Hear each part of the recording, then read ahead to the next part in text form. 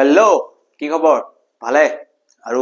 মজাদাৰ। কিয়নো সকলোৰে প্ৰস্তুতি ভালে চলি আছে বুলি মই গম পাইছো। কিয় গম পাইছো? কাৰণ সকলোৱে যেনেকে ভিডিঅ'বোৰ চাই আছে, I am very very proud of you. মোক বহুত বেছি ভাল লাগিছে আপোনালোকে যেনেকে এটা ৰেছপন্স দি আছে মোক। মই কি ক'ব বিচাৰো, মোৰ হেপিনেছৰ আৰু সীমা নাই। ইমান ভাল লাগি আছে। তো আপোনালোকে বহুত হেল্পো কৰি আছে মোক। ছাবস্ক্ৰাইবাৰ ভালে ইমান বাঢ়িলে, সেইখিনিতে মই বহুত সুখী। 1K লৈকে যোৱাৰ আশা কৰি আছো আৰু যাম চাগে। আশা কৰিছো যদি যাবই লাগিব, এৰিতো দিব নোৱাৰি। ঠিক আছে। লগতে মই আজি এটা ডাঙৰ এটা কথা ক'ব ইয়াতে বিচাৰি আছো যে মই একচুৱেলি এটা প্লানিং কৰি আছো মাৰাথন ক্লাছ ল'বলৈ। ঠিক আছে। মই যোৱাকালি বহুতখিনি কৰাৰ পিছত আই এম চিৰিয়াছলি মই কৈ আছো এটা কথা, মই চিৰিয়াছলি কৈ আছো মই এনেকা এটা বুক পালো, এইটো ষ্টেট লেভেলৰ নহয়, চেন্ট্ৰেল লেভেলৰ। কিন্তু বুকটোৰ কোশ্চিনবোৰ মই যেতিয়া ডিটেইলছত গোটেইখিনি চালো, তাতে একেবাৰে ডিটেইলছত দিয়া আছে number system, simplification, time and work, সব দিয়া আছে, পাৰ্চেন্টেজ, প্ৰফিট লছ। ইস কি ধুনীয়া বুক! মই এইটো গ্যাৰেণ্টি দি ক'ব পাৰিছো কোনো এই ধুনীয়া বুকটো দেখা নাই। এইটো গ্যাৰেণ্টি, চেন্ট্ৰেল লেভেলৰ কিতাপ হয়, কোনেও নাজানে কিতাপটোৰ বিষয়ে। ঠিক আছে। ইমান এটা ভাইৰেল কিতাপো নহয়। মই কালি ৰাতি 2টালৈকে সেই কিতাপৰ প্ৰশ্নখিনি এটাৰ পিছত চালো, আৰু এনেকা ধুনীয়া প্ৰশ্ন মই তাতে পালো। মই কি কওঁ আৰু, ইমান ধুনীয়া প্ৰশ্ন, জাষ্ট ডাইৰেক্টলি এইটো এক্সাম অৰিয়েণ্টেড আসাম পুলিচৰ এনেকা ধৰণৰ প্ৰশ্ন। যোৱা বছৰৰ যিমানখিনি প্ৰশ্ন আছে গোটেইখিনিৰ লগত যদি মিক্সড আপ কৰি দিয়া হয়, তেনেহ'লে ডাইৰেক্টলি কোৱা হ'ব, মই এনেকা ফিল দিছে যে এইটো বুকৰ পৰা কোশ্চিন উঠাইছে। এনেকা ধুনীয়া প্ৰশ্ন। মই সঁচাই কৈছো, মই নিজে ইমপ্ৰেছড হৈ গৈছো, একেবাৰে ইমপ্ৰেছড। তো মই কি ভাবিলো, মই তাৰ পৰা 3টা-4টা চেপ্টাৰ ল'ম, এটা মাৰাথন ভিডিঅ' আপলোড কৰিম। তাৰপিছত 3টা-4টা চেপ্টাৰ ল'ম, এটা মাৰাথন ভিডিঅ' আপলোড কৰিম। সাপোজ ধৰি লওক কি চিষ্টেমত যাম মই, আৰু আপোনালোকে ক'ব মই এইটো কৰাটো ঠিক হ'ব নে নহ'ব। ঠিক আছে। কাৰণ আপোনালোকৰ কাৰণে কৰিম। যদি আপোনালোকে ভিউজ দিলে মই কৰি লাভ নাই, আৰু আপোনালোকৰ এনেকা যদি ফিল নহয় যে এইটো ফিল হয় যে এইটো কৰি আমাৰ একো লাভ নহ'ব, তেনেহ'লে মই ভিডিঅ'টো আপলোড নকৰো। ঠিক আছে। কিন্তু মই তাৰ পৰা কোশ্চিনবোৰ যিবোৰ লৈ আপোনালোকে নিজে ইমপ্ৰেছড হ'ব, এটা কথা। দ্বিতীয় কথা, মই ইয়াতে কি ক'ব বিচাৰি আছো, মই যদি এনেকে মাৰাথন ভিডিঅ' লৈ আহো, আপোনালোকে মোক কমেন্টত জনাব। মই এনেকে মাৰাথন, গোটেই মেথামেটিক্স পৰ্চনটোক 3টা পাৰ্টত ভাগ কৰিম। Part A marathon, part B marathon, part C marathon. 3টা ভাগত ভাগ কৰিম। পাৰ্ট এত কেইটামান চেপ্টাৰ থাকিব, পাৰ্ট বিত কেইটামান চেপ্টাৰ থাকিব, পাৰ্ট চিত কেইটামান চেপ্টাৰ থাকিব। তো আপোনালোকে ক'ব এতিয়া মই এইটো কৰিলে আপোনালোকে ভাল হ'ব নে নহ'ব, আপোনালোকৰ ভাল হ'ব নে নহ'ব। আৰু মোক কমেন্টত এইটো 100% জনাব যে মই এইটো কৰাটো ঠিক হ'ব নে নহ'ব। যদি হয়, আজি 26 তাৰিখ, কালি 27 মই আকৌ ইম্পৰ্টেন্ট কোশ্চিনৰ সিৰিজ লৈ আহিম। কিন্তু 28 তাৰিখে আনফৰ্চুনেটলি মই এবসেন্ট থাকিম, মই নাথাকো ধুবুৰীত। তো মে বি মই 28 তাৰিখে ভিডিঅ' আপলোড দিব নোৱাৰিম। 29ত মই মাৰাথন ভিডিঅ' আপলোড দিম। যদি আপোনালোকে ছাপোৰ্ট কৰে তেনেহ'লে 29ত মাৰাথন ভিডিঅ' আপলোড দিম। সেইকাৰণে আপোনালোকে কমেন্টত জনাব লাগিব যে ইয়েছ মাৰাথন ভিডিঅ' লাগে নে নালাগে। গোটেই মেথামেটিক্স পৰ্চনক 3টা ভাগত ভাগ কৰিম। এটাকে চেপ্টাৰৰ, ধৰি লওক নাম্বাৰ চিষ্টেমৰ কথা কৈছো, নাম্বাৰ চিষ্টেমৰ ওপৰত মই 15টা মান 20টা মান প্ৰশ্ন লৈ আহিম। তাৰপিছত সিম্পলিফিকেশনৰ ওপৰত 15টা মান প্ৰশ্ন থাকিব। তাৰপিছত ধৰি লওক time and work, profit loss, percentage, interest, তাৰপিছত আপোনাৰ মেনচুৰেশ্যন, এইবোৰ সব বস্তুৰ ওপৰত মই কোশ্চিন লৈ আহিম। আপোনালোকে ক'ব যে এইটো লাগে নালাগে। ঠিক আছে। কমেন্ট সেকশনত মোক জনাই দিলে হৈ গ'ল, বাকি মোক একো নালাগে। ঠিক আছে। তো আজি আমি একো টাইম বহুতখিনি ৱেষ্ট কৰিলো, বহুত কথা কৈ দিলো। আজি আমি ডাইৰেক্টলি ষ্টাৰ্ট কৰি দিওঁ। ইয়াতে কি আছে, কোনো 10টা পৰস্পৰ সহমৌলিক। ইয়াতে এটা বস্তু আপোনালোকে ভালদৰে মন কৰিব, ইয়াতে এটা কথা কোৱা হৈছে সহমৌলিক। এতিয়া সহমৌলিকৰ অৰ্থটো কি হয়, আচ্ছা পিছত আমি গৈ আছো। সংখ্যাৰ সৰ্বোচ্চ সাধাৰণ গুণিতক সদায় HCF সাধাৰণ গুণিতক সদায় কি হ'ব। জাস্ট এটা কথা মনত ৰাখিব আপোনালোকে, ইয়াতে সহমৌলিক কৈছে। মৌলিক আমি কি বুজো, মৌলিক আমি সেইটোকে বুজি পাওঁ যিটোৰ কি নাথাকে, 1 আৰু সেই সংখ্যাটোৰ বাহিৰে আন কোনো উৎপাদক নাথাকে, কেৱল মাত্ৰ 2টা উৎপাদক থাকে। কিন্তু যেনেকে মৌলিক বুলি ক'লে 2 আছে, 3 আছে, 5 আছে, 7 আছে, এইবোৰ সংখ্যাকে মৌলিক বুলি কোৱা হয়। কিন্তু ইয়াতে সহমৌলিক যেতিয়া কথাটো ক'ব, সহমৌলিক, তেতিয়া কথাটো কি হৈ যাব, মই যদি ইয়াতে 2 আৰু 3 লিখো, তেনেহ'লে কিমান হৈ যাব, এই দুটা সহমৌলিক। কিন্তু মই যদি ইয়াতে 4 আৰু 6 লিখো, এই দুটা সহমৌলিক নহ'ব। কিন্তু এই ঠাইতে যদি মই 4 আৰু 9 লিখো, তেতিয়া এই দুটা কি হৈ যাব, সহমৌলিক হৈ যাব। এতিয়া প্ৰশ্নটো ইয়াতে থিয় হ'ব যে সহমৌলিক আকৌ কি। এই দুটা সহমৌলিক হোৱা নাই, কিন্তু এই দুটা সহমৌলিক হৈছে। 4 তো এটা মৌলিক সংখ্যা নহয়, 9 এটা মৌলিক সংখ্যা নহয়, কিন্তু এই দুটা কেনেকে সহমৌলিক হ'ল। মই যদি ইয়াতে এনেকে লিখো, সাপোজ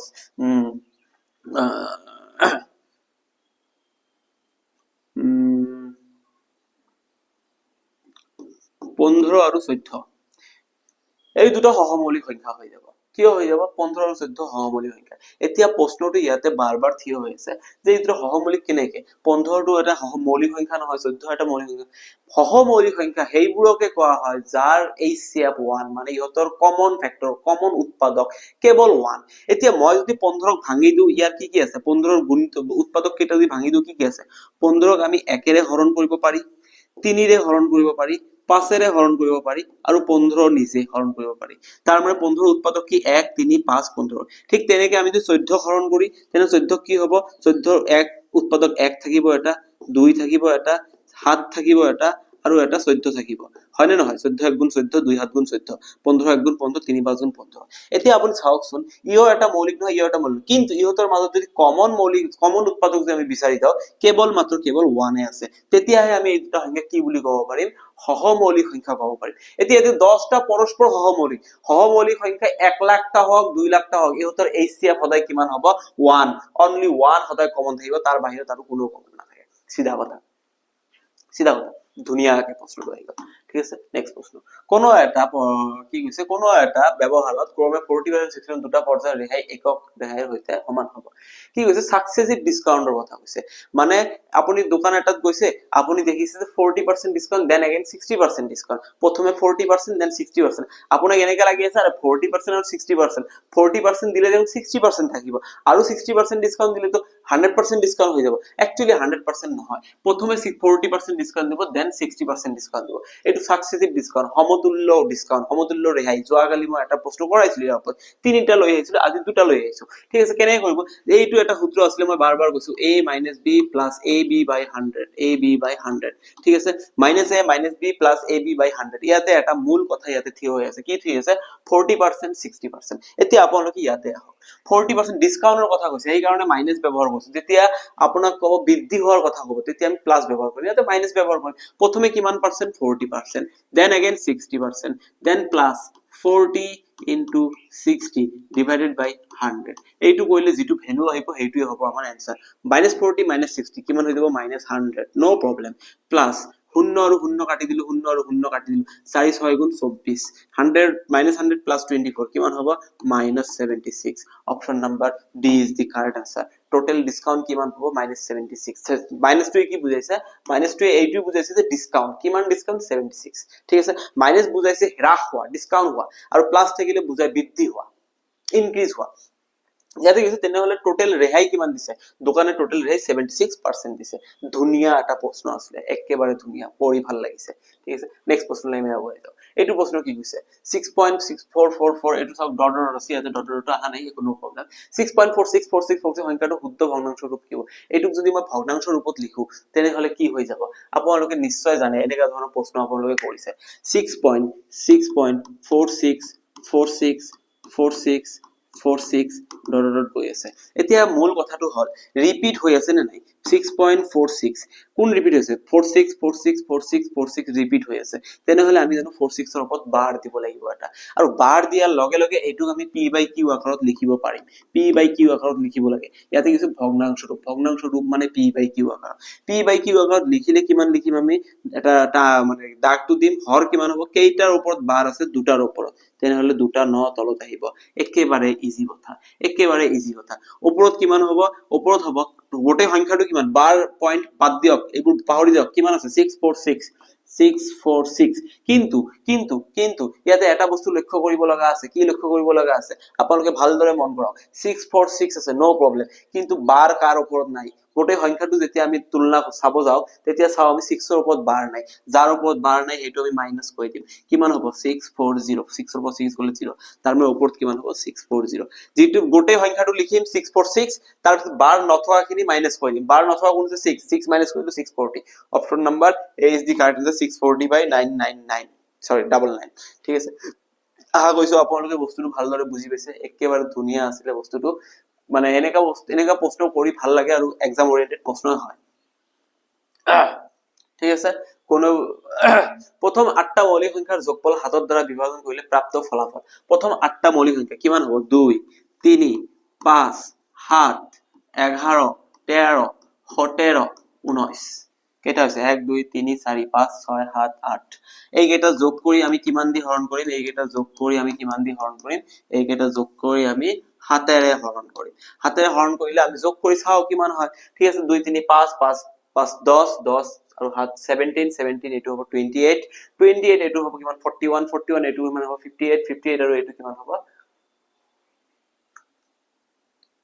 77 divided by 7 70 77 কাটলে কিমান হ'ব 11 आंसर হৈ যাব আমাৰ option number C is the correct answer answer is 11 একেবাৰে মজা প্ৰশ্ন ধুনিয়া প্ৰশ্ন এইবোৰ প্ৰশ্ন কি প্ৰশ্ন বুলি কোৱা হয় লাভ ইউ প্ৰশ্ন বুলি কোৱা হয় আই এম সরি বাট অকনমান মানে ঠিক আছে এতিয়া চাব ইয়াতে যদি 6 18 39 আৰু x আনুপাতিক নহয় সমানুপাতিক হয় তেন্তে x ৰ মান বিচাৰ মই কৈছিলো যেতিয়া a b c তিনিটা সমানুপাতত থাকিব তেতিয়া মাজৰটোক আমি স্কয়াৰ কৰি দিম কৰ্ণৰ দুটা আমি পূৰণ কৰিম যেতিয়া a b c আৰু d চাৰিটা সমানুপাতত থাকিব তেতিয়া কি হ'ব কৰ্ণৰ দুটা পূৰণ হ'ব আৰু মাজৰ দুটা পূৰণ এই দুটা সমান হ'ব ঠিক তেনেকৈ আমি কৰিব পাৰো এতিয়া কি আছে 6 আছে 18 আছে 39 আছে আৰু x আছে আমি জানো কৰ্ণৰ দুটা পূৰণ 6 into x equals to মাজৰ দুটা পূৰণ 18 into 39 ঠিক আছে x equals to কিমান হৈ যাব 18 into 39 divided by 6 6 रे 18 কাটলে 3 6 8 গুণ 6 3 গুণ 18 3 গুণ 39 কিমান হৈ যাব 9 3 গুণ 27 লাস্ট থাকিব 7 option number C is the correct answer বাকিখিনি কৰিব একো দৰকাৰ নাই 39 into 3 117 একেবাৰে ইজি কথা 3 পূৰণ 9 কৰিলে 70 ঠিক আছে এতিয়া মই অকনমান এটা কথা ক'ব বিচাৰিছো অকনমান কথাটো ক'ব বিচাৰিছো মোৰ লাষ্ট ভিডিও নম্বৰ 15 নে 14 এজনৰ অকনমান অসুবিধা আছিল হি মোক কৈছিলে যে ৰুটটো কেনেকৈ কাটা গল তো মই তাক ৰিপ্লাই দিম বুলি ভাবিছিলো কিন্তু মানে ৰিপ্লাইটো দিয়া নাই তেখেতে আকৌ কমেন্ট কৰিছে যে আপুনি ৰিপ্লাইটো দিব বুলি কৈছিলে কিন্তু দিয়া নাই এতিয়া চাব মই ৰিপ্লাইটো কেনেকৈ দিছো ঠিক আছে যদি আপোনাৰ এনেকা ফিল হৈছিলে ঠিক আছে যদি আপোনাৰ এনেকা ফিল হৈছিলে 9.61 আছিল ইনটু কিমান আছিল 3.61 এইটো আছিল ঠিক আছে এতিয়া আপুনি কৈছে যে ৰুটটো কেনেকৈ কাটা গল আপুনি এটা কথা মনত ৰাখিব ৰুটৰ ভিতৰত আছে 9.6 আপুনি পয়েন্টৰ কথা বাদ দিয়ক কিমান আছে ৰুটৰ ভিতৰত 961 ঠিক আছে মই এনেকৈ লিখিব পাৰো ৰুট ওভাৰ 9.61 মানে কিমান হ'ব আপুনি জানে নে নাজানে 3.1 ৰ স্কয়াৰ ঠিক আছে 3.1 ৰ স্কয়াৰ ইনটু আছে ইনটু ঠিক আছে 3.61 মানে 19 ৰ স্কয়াৰ পয়েন্ট আছে ইয়াতে দুই ঘৰ পিছত পয়েন্ট আছে এটা কথা মনত ৰাখিব কোনো এটা সংখ্যাত যদি এক ঘৰত দশমিক থাকে এটো স্কয়াৰ কৰিলে দুই ঘৰ হৈ যাব এতিয়া সেই কথাটোকে মই উলটাকে কৈ দিও যদি দুই ঘৰ পিছত দশমিক থাকে ইয়াক ৰুট কৰিলে এক ঘৰ পিছত দশমিক আহিব ঠিক আছে এক ঘৰ পিছত দশমিক থাকিলে স্কয়াৰ কৰিলে কিমান আহিব দুই ঘৰ পিছত দশমিক থাকিলে স্কয়াৰ কৰিলে কিমান আহিব চাৰি ঘৰ ঠিক তেনেকৈ এই কথাটো যেতিয়া ৰিভাৰ্স আপুনি উলটাকে কৈ দিয়কচোন যদি দুই ঘৰ পিছত দশমিক থাকে ইয়াক যদি ৰুট কৰি দিও তেনেহলে কেই ঘৰ পিছত দশমিক আহিব এক ঘৰ ইয়াতে দুই ঘৰ পিছত দশমিক আছে ৰুট কৰি আছো কিমান পিছত আহিব এক ঘৰ পিছত ইয়াক স্কয়াৰ বনাই দিছো ঠিক আছে এতিয়া কথাটো আপুনি চাব ইয়াতে এইটো ৰুট আছে ইয়াৰো ৰুট আছে মই জানো ৰুট ওভাৰ a আৰু b যদি আমি লিখো দুটা ৰুটৰ ভিতৰত যদি দুটা পূৰণ হৈ থাকে এটোক আমি সেপাৰেট কে লিখিব পাৰি a into b মই এটুকু লিখিব পাৰি 3.1 স্কয়াৰ ইনটু 1.9 স্কয়াৰ স্কয়াৰ আৰু ৰুট কেনসেল ফাইনালি থাকিব কিমান 3.1 into 1.9 এইটোৱে হ'ব ভাই আপুনি এতিয়া তো কনফিউজন আপোনাৰ ক্লিয়াৰ হৈছে যদি হোৱা নাই প্লিজ আপুনি মোক আকৌ ক'ব মই দৰকাৰ পৰা আপোনাক ডিটেইলছত বুজাই দিম কিন্তু আপুনি বুজাটো মেইন দৰকাৰ ঠিক আছে ভাই নেক্সট প্ৰশ্নটো চাওক আপোনাৰ ইয়াতে আছে নেক্সট প্ৰশ্নটো তলৰ কোনটো সংখ্যাই আটাইতকৈ ডাঙৰ যাক 72 আৰু 109 ৰে বিভাজন কৰিলে ক্ৰমে 3 আৰু 4 অৱশিষ্ট থাকে ঠিক আছে তলৰ কোনটো সংখ্যা এনেকা আছে যাক আমি जिटुरे आमी 72 হৰণ কৰিলে কিমান ভাগশেষ থাকিব 3 ভাগশেষ থাকিব আৰু কৈছে 119 হৰণ কৰিলে 4 ভাগশেষ থাকিব এনেকা কি সংখ্যা আছে ইয়াতে এই সংখ্যাটো উলিয়াব লাগে ঠিক আছে মই ইয়াতে চাইলো 72 হৰণ কৰিলে ভাগশেষ কিমান থাকে ভাগশেষ 3 থাকে মই এটা কাম কৰো 72 ৰ পৰা অলৰেডি 3 বাদ দিও ভাগশেষ 3 থাকা মানে ইয়াতে 3 বেছি হৈ আছে হৰণ কৰিলে 3 বাকি থাকিব এই বাকিটো মই আগতে পেলাই দিলে কিমান হ'ব 69 ক্লিয়ার আৰু এটা কথা কি কৈছে যে 119 হৰণ কৰিলে কিমান থাকে 4 থাকে 119 ৰ পৰা মই আৰু 4 মাইনাস কৰি দিও কিমান থাকিব 115 এতিয়া তোমালোকে নিজে এটা কথা চিন্তা ইয়াতে কি এনেকা এটা সংখ্যা আছে যেটোৰে আমি এই দুটা হৰণ কৰিব আপুনি হোটেলৰে 69 হৰণ কৰিব নোৱাৰে 19 দি নোৱাৰে 21 দি নোৱাৰে অনলি 23 দি পাৰিব option number D is the correct answer অকনমান চিন্তা কৰিলে आंसर আহিব ঠিক আছে ঠিক আছে একেবাৰে ধুনীয়া কথা একেবাৰে হৰণটো যাব লাগিব ন হৰণ 17 দিও না যায় 19 দিও না যায় 21 দিও না যায় আৰু 23 ৰেই যাব ঠিক আছে এটা আয়তক্ষেত্ৰৰ দৈৰ্ঘ্য আৰু প্ৰস্থ কি কৈছে এটা আয়তক্ষেত্ৰ আছে এটা আয়তক্ষেত্ৰৰ আমি জানো দৈৰ্ঘ্য থাকে এটা প্ৰস্থ থাকে এটা ধুনীয়া প্ৰশ্ন হয় ঠিক আছে এই দৈৰ্ঘ্য আৰু প্ৰস্থৰ পাৰ্থক্য দৈৰ্ঘ্য আৰু প্ৰস্থৰ পাৰ্থক্য মানে l - b কিমান কৈছে 23 ঠিক আছে আৰু যদি আয়তক্ষেত্ৰৰ পৰিধি 2c06 আয়তক্ষেত্ৰৰ পৰিধিৰ সূত্ৰ কি 2 * l + b এটো কিমান বুলি কৈছে 206 এতিয়া মই ইয়াৰ পৰা l + b যদি উলাব যাও 2 এফালে পূৰণ হৈ আছে হেফালে গলে কি হ'ব হৰণ আৰু হৰণ কৰিলে কিমান হ'ব 103 এটো কাটলে 103 এতিয়া কথাটো হল দুটা সংখ্যাৰ যোগফল 103 আৰু বিয়োগফল 23 তেনেহলে দিক কিমান হ'ব ঠিক আছে ক্ষেত্ৰফল ইয়াৰ কালি উলাব আছে কালি উলাবলৈ হলে আমাক দুটা বস্তু লাগিব এটা দিক লাগিব এটা প্ৰস্থ লাগিব কাৰণ আমি জানো কালিৰ সূত্ৰ হল আমাৰ l * b ঠিক আছে এতিয়া দিক কেনেকৈ উলাম আপোনালোকে সদায় এনেকা এটা টেকনিক মনত ৰাখিব এইটো বহুত বেছি ইম্পৰ্টেন্ট টেকনিক হয় কি সিস্টেমত মনত ৰাখিব ডাইৰেক্ট চাব ইয়াতে একেবাৰে ধুনীয়া বস্তু হয় যেতিয়া আপুনি চাব l - b l + b আপুনি এনেকা কিছুমান মানে সমীকৰণ পাইছে a + b আৰু a - b এনেকা যেতিয়া পাব তেতিয়া আপুনি কি কৰিব যেটো প্ৰথমে থাকিব হেতু কি কৰিব l প্ৰথমে আছে l ৰ পৰা সৰু ডাঙৰটোৰ পৰা সৰুটো মাইনাস ডাঙৰটোৰ ভ্যালু কি হ'ব এই দুটা প্লাস কৰিব 23 + 103 divided by 2 আৰু এটো কৰিলে কিমান হৈ যাব 11 51 আৰু 1 62 63 yes 63 ঠিক আছে 63 আৰু হৰুটো কিমান হৈ যাব b ৰ ভ্যালু যেতে উলাব লাগিব l + a l - a l + b b ৰ ভ্যালু উলিয়াবলৈ হলে আপুনি 103 ৰ পৰা 23 মাইনাস কৰি 2 এৰে হৰণ কৰি দিয়ক কিমান হৈ যাব এইটো আপোনাৰ কিমান হৈ যাব 80/40 ঠিক আছে তাৰ মানে এটা 63 এটা 40 আহি গল এতিয়া আপোনাক কৈছে যে কি কৈছে যে এইটো ভ্যালু কিমান আহিব কালি কিমান হ'ব আপুনি ডাইৰেক্ট কৈ দিব 63 * 40 কাৰণ আমি জানো দিক পূৰণ প্ৰস্থ ঠিক আছে প্ৰস্থ পূৰণ কৰিলে কিমান হৈ যাব 63 240 242 242 option number B is the correct answer 242 মিটাৰত আছে মিটাৰ স্কয়াৰ হৈ যাব 2420 মিটাৰ স্কয়াৰ কিমান ধুনীয়া প্ৰশ্ন আশা কৰিছো আপোনালোকে ধুনীয়াকে বুজি পাইছে একদম ঝাকাস হয় এটো কি হয় ঝাকাস মজা নেক্সট প্ৰশ্নলৈ আগুৱাই আহক আপোনালোকৰ নেক্সট প্ৰশ্ন ইয়াতে কি আছে ঠিক আছে এজনে কমেন্ট কৰিছিল যে মেনচুৰেশনৰ ওপৰত প্ৰশ্ন লাগে সেই কাৰণে মই মেনচুৰেশনৰ প্ৰশ্ন অকমান বেছিকে লৈ আহিছো কিন্তু সেই বুকটো এনেকা ধুনীয়া মেনচুৰেশনৰ প্ৰবলেম আছে ন কি কম বুকটো ইমান ধুনীয়া কিতাপ এটা ঠিক আছে মই কিতাপটো একেবাৰে ৰিভিল নকৰিম আপোনালোকে প্ৰশ্নবোৰ এবাৰ চালে ফিল কৰিব যে ইয়েস ডাইৰেক্ট মানে আসাম পুলিচ এইটো বুকৰ পৰা মানে কোশ্চেন লৈ আছিল সঁচাই কৈছো কথাটো সঁচাই কৈছো ঠিক আছে এটা আয়তাকাৰ টেবুলৰ পৰিধি 48 সেমি যদি টেবুলটোৰ ক্ষেত্ৰফল 128 সেমি হয় তেন্তে টেবুলটোৰ দৈৰ্ঘ্য কিমান হ'ব ঠিক আছে এটা আয়তাকাৰ টেবুলৰ পৰিধি কিমান কৈছে 48 সেমি ঠিক আছে পৰিধিৰ সূত্ৰ কি 2 * l + b = কিমান আছে 48 তেনেহলে l + b কিমান হৈ যাব ডাইৰেক্ট 24 আমি গম পালো কাৰণ দুই ইফালে পূৰণ হৈছে ইফালে হৰণ 48 ক 2 ৰে হৰণ কৰিলে 24 একেবাৰে ইজি তাৰপিছত কি যদি টেবুলটোৰ ক্ষেত্ৰফল মানে কি কৈছে যে l * b কিমান কৈছে 128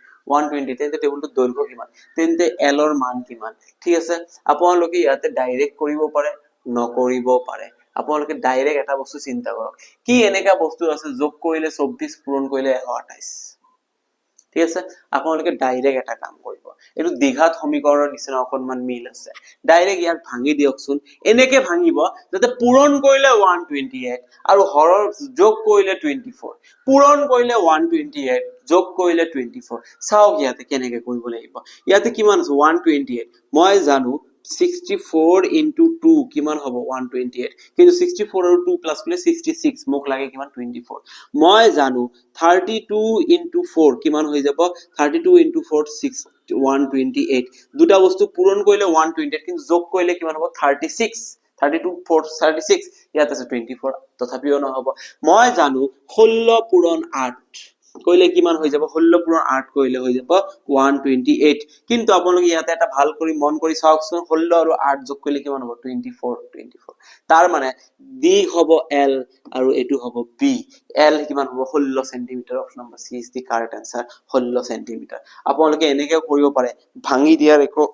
প্ৰয়োজন নাই ভাঙি দিয়াৰ একো প্ৰয়োজন নাই ঠিক আছে এই ভাঙি কৰাৰ একো প্রয়োজন নাই ধুনিয়াকে আপোনালোকে বস্তুটো গম পাইছে এই বস্তুটো কিয় মই এনেকৈ কৰালো কিয় এনেকৈ কৰাটো দৰকাৰ আপোনাৰ কাৰণ আপুনি যদি ইয়াৰ পৰা L equals to suppose 24 minus B বুলি ধৰি অংকটো কৰে তেনে আপোনাক দ্বিঘাত সমীকৰণৰ পিনে আগুৱাই যাব লাগিব আপোনালোকে এইটো প্ৰশ্ন স্কিপ কৰিব পাৰে মই কৈছো স্কিপ কৰিব পাৰে এনেকা প্ৰশ্ন অহাৰ চান্স নাথাকে কিন্তু তথাপিও মই দিছো মই যিবোৰ প্ৰশ্ন অহাৰ চান্স থাকে সেইবোৰ মই স্কিপও কৰি দিও আপোনালোকে স্কিপ কৰি দিব পাৰে কিন্তু আপোনালোকৰ জ্ঞানৰ ভিতৰত যে আহিছে বহুত বহুত ডাঙৰ কথা ঠিক আছে এটা আয়ত ক্ষেত্ৰ